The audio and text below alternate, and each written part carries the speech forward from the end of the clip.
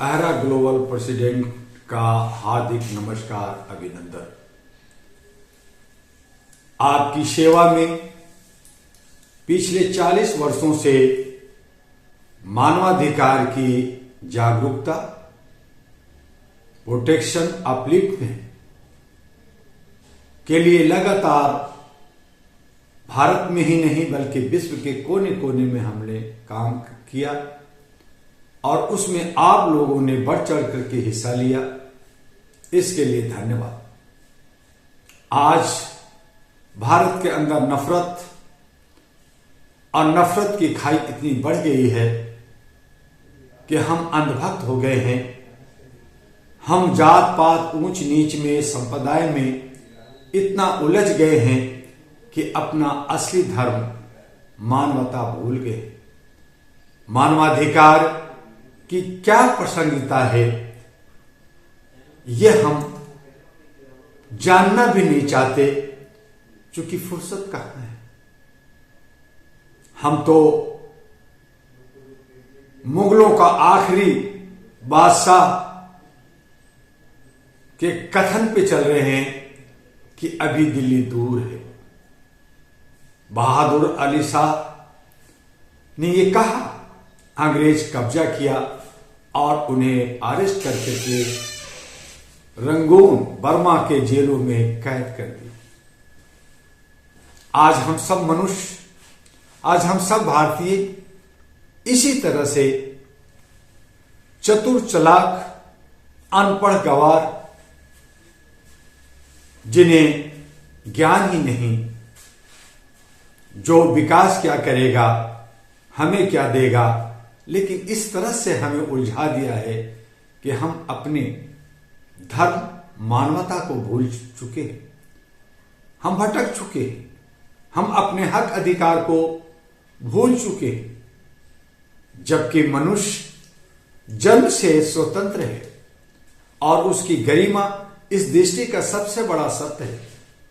यही गरिमा उसे उन अधिकारों का हकदार बनाती है जो किसी संवैधानिक प्रावधान या सरकारी आदेश के कारण नहीं बल्कि उसके मानव होने के कारण स्वयं प्राप्त होते हैं। यही अधिकार आगे चलकर मानवाधिकार कहलाता है, ह्यूमन राइट्स कहते हैं, इंसानी हुकूक कहते हैं। 21वीं सदी की बदलती परिस्थितियों, वैश्वीकरण, तकनीकी विस्तार, राजनीतिक जटिलता, पर्यावरणीय संकट और सामाजिक विषमताओं ने मानवाधिकारों की प्रासंगिकता को और भी व्यापक बना दिया है। आज मानवाधिकार सिर्फ किसी उत्पीड़न से मुक्ति का दस्तावेज नहीं है, यह मानव के संपूर्ण विकास, उसके सम्मान, सुरक्षा, अवसरों और जीवन की गुणवत्ता को सुनिश्चित करने का संकल्प है। मैं अहरा ग्लोबल के अध्यक्ष होने के नाते ये मानता हूं कि मानवाधिकार आज की दुनिया का सबसे बड़ा मानवीय आंदोलन है और इसकी प्रासंगिकता का हर गुजरते दिन के साथ और मजबूत हो रही है। मानवाधिकार की अवधारणा को अगर देखें, इतिहास को अगर देखें, तो इतिहास से आधुनिक तक जो आज का युग है उसमें मानवाधिकार की परिभाषा लंबे संघर्षों और सामाजिक आंदोलन का परिणाम है। प्राचीन भारत में वसुधैव कुटुंब का सिद्धांत, अशोक के धम्म के शिलान्यास, बुद्ध और महावीर की अहिंसा, मध्यकाल की सामाजिक चेतना, आधुनिक युग में संविधानवाद, ये सब हमारा इतिहास है। 1948 को universal declaration of human rights United nation द्वारा घोषित किया गया। इन सब ने मिलकर मानवाधिकारों की वैश्विक सोच को एक आकार दिया, एक रूप दिया। इसे समझने का सरल तरीका यह है कि मानवाधिकार वह न्यूनतम गरिमा है जिसके नीचे किसी व्यक्ति को गिरने नहीं दिया जा सकता। दूसरे रूप में मानवाधिकार और भारतीय अगर संदर्भ को देखें तो भारत एक बहुरंगी, बहुभाषी और बहुधर्मी राष्ट्र है। इसकी शक्ति इसी विविधता में है। इसलिए भारतीय संविधान की मूल आत्मा मानवीय गरिमा है। इसके संविधान के भाग 3 में मौलिक अधिकार और भाग 4 में राज्य के नीति निर्देशक तत्व, जिसे अनुच्छेद 21 का जीवन और व्यक्तिगत स्वतंत्रता का अधिकार, इन सभी ने भारत में मानवाधिकारों को अटूट सुरक्षा प्रदान की है। भारत की सर्वोच्च अदालत कई बार मानवाधिकारों को बहुत विस्तृत रूप में व्याख्यायित कर चुकी है, जैसे स्वच्छ वायु का अधिकार, साफ पेयजल का अधिकार, गरिमामय जीवन का अधिकार, शिक्षा का अधिकार, स्वास्थ्य का अधिकार, निजता का अधिकार। इस प्रकार भारत में मानवाधिकार केवल कानूनी शब्द नहीं बल्कि व्यापक सामाजिक दर्शन है।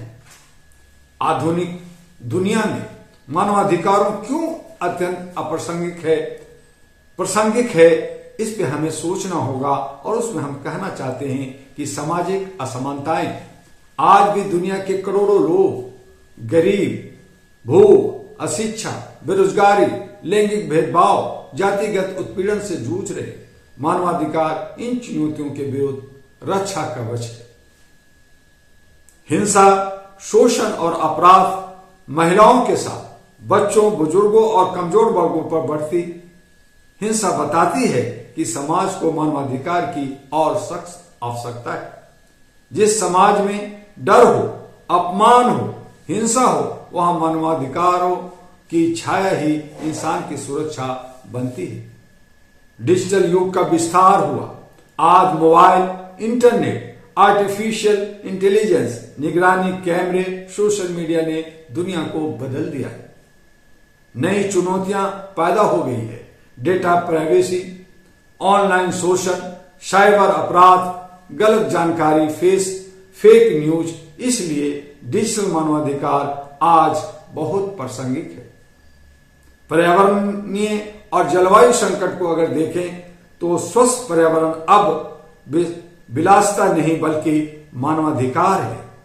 वायु प्रदूषण, जल संकट, ग्रीन हाउस गैस, जलवायु परिवर्तन, ये सभी जीवन के अधिकार को सीधे प्रभावित करते हैं।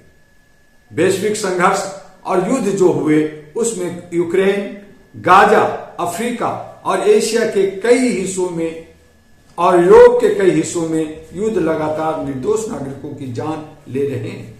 युद्ध चाहे किसी भी राष्ट्र में हो, प्रभावित इंसान पूरी मानवता को झकझोरता है। यही कारण है कि मानवाधिकार वैश्विक सुरक्षा और शांति का अनिवार्य आधार बन चुके हैं। लोकतंत्र और मानवाधिकार को अगर हम देखें तो एक दूसरे के ये पूरक है। मानवाधिकार के बिना लोकतंत्र अधूरा है। लोकतंत्र तभी मजबूत होता है जब नागरिक स्वतंत्र हो, मीडिया दबाव मुक्त हो, न्यायपालिका निष्पक्ष हो, प्रशासन पारदर्शी हो, सत्ता जवाबदेह हो। जहां अधिकार कम जोड़ होते हैं वहां लोकतंत्र खोखला और खत्म हो जाता है। अहरा ग्लोबल यानी all India human rights association global हमेशा ये मानता है कि लोकतंत्र का वास्तविक मापदंड मतदान का प्रतिशत नहीं, जो मतदान को लूटा जाता है, व्यवस्थित किया जाता है, वो नहीं, बल्कि मानवाधिकारों की स्थिति अच्छी होनी चाहिए। मानवाधिकार और सामाजिक समरसता अगर देखें तो भारत की हजारों वर्ष पुरानी संस्कृति हमें सिखाती है कि किसी भी धर्म, जाति, भाषा या क्षेत्र के आधार पर भेदभाव अनैतिक है। परिवार, समाज और राष्ट्र का उत्थान समानता और सम्मान से होना चाहिए, तभी हम सब मनुष्य बराबर कहलाएंगे और उसका हक और अधिकार मिल पाएगा। मानवाधिकार सामाजिक सद्भाव को इस प्रकार मजबूत करते हैं, जातिगत भेदभाव कम होता है, धार्मिक सौहार्द बढ़ता है, महिलाओं को समान स्थान मिलता है, युवाओं में जागरूकता आती है, समाज में विश्वास और सहयोग बढ़ता है, तब अहरा ग्लोबल की भूमिका और योगदान भी आपको देखने को मिलेगा। अहरा ग्लोबल वर्षों से मानवाधिकार आंदोलन में अग्रणी भूमिका निभा रहा है।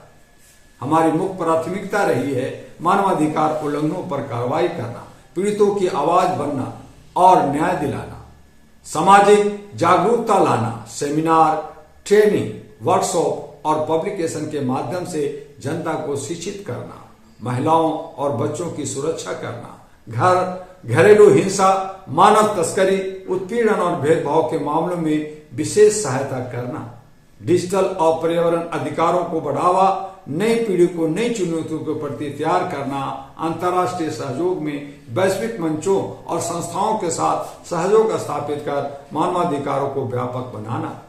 अहरा ग्लोबल का यही ध्येय है कि इंसानियत को सर्वोपरि रखना और हर व्यक्ति की आवाज को सम्मान देना, और इसीलिए HRTV अहरा आपके लिए बनाया गया, आपकी आवाज बनाई गई। इसके माध्यम से इसको फॉरवर्ड करके, लाइक करके और अपना व्यूज दे करके आगे बढ़ा सकते हैं और मानवता के लिए कुछ अपना योगदान दे सकते हैं।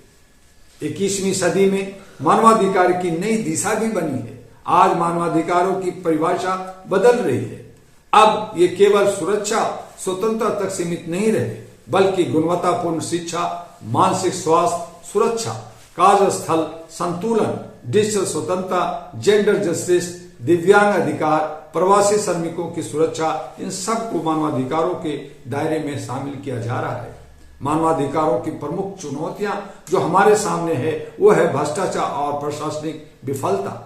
कई बार कानून मौजूद होते हैं लेकिन क्रियान्वयन कमजोर होता है, सामाजिक पूर्वाग्रह होता है, जाति, धर्म और लिंग आधारित भेदभाव गहरे तक मौजूद है, तकनीकी का दुरुपयोग होता है, डेटा चोरी, साइबर बुलिंग, फेक न्यूज, नई समस्याएं हमारे सामने आ गई है।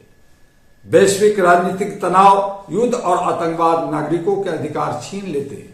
मानव तस्करी और बाल श्रम, कमजोर वर्ग सबसे अधिक प्रभावित होते हैं और दबंग खेल खेल लेता है। इन चुनौतियों से निपटने के लिए मजबूत नागरिक समाज, जागरूक नेतृत्व और जिम्मेदार सरकार की आज आवश्यकता है। और इस तरह से हम अंत में आपसे कहना चाहते हैं कि मानवाधिकारों का महत्व समय के साथ कभी कम नहीं होता, बल्कि परिस्थितियों के बदलने पर और बढ़ जाता है। आज जब दुनिया अनेक चुनौतियों से घिरी है, मानवाधिकार हमें मार्ग दिखाते हैं। समानता, न्याय, करुणा और मानवता का मार्ग।